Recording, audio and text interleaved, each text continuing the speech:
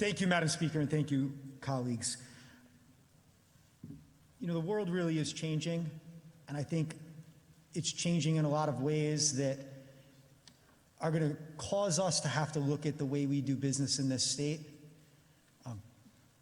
We're facing a crisis in the next couple of years, which, in a way, COVID is a catalyst for, but in many respects, it's a long time coming. Our structural deficit. And we're going to have to make changes as a state. The same way that our families are making changes and our businesses are making changes, and that people are making choices all over this country about where to put their capital, where to move.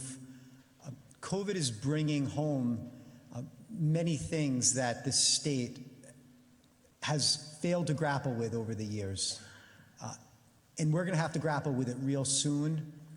I understand why this budget is the way it is, and maybe history will judge it to be the right decision to not make any changes and to keep it a status quo budget. I don't necessarily agree with that, but I'm open-minded enough to acknowledge that I could be wrong, and this could be the right decision.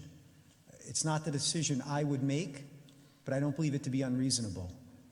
But I think going forward, it will be unreasonable for us as a body to believe that we don't have to change the way government operates in this state, because it's coming down the pike much faster now than it was before.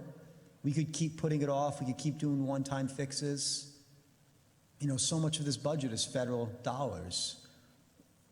Nearly $13 billion in total. Over half of that is federal money, $2 billion more than we got last year. What if we don't get the federal money next year? Are we creating a system of government that we're not going to be able to shrink? I don't know the answer to that question. I just know it's a risk for the people of this state if that happens. So I just hope that we all come together over the next 6 months before we pass next year's budget in June and really look at the way we do business in this state and do it with fidelity to the taxpayers, because they're hurting. And we're losing, I think, 50,000 jobs now we're down. How many thousands of businesses are gone? What kind of economic activity have we lost? And there's going to be really difficult decisions ahead that I think fate has thrust upon us. And we have hard decisions to make, and we need to be brave enough to make them.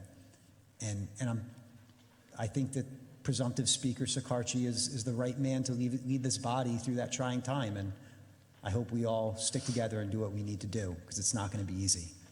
But I will be voting no on this budget because I don't think it acknowledges the reality coming down the highway like a freight train.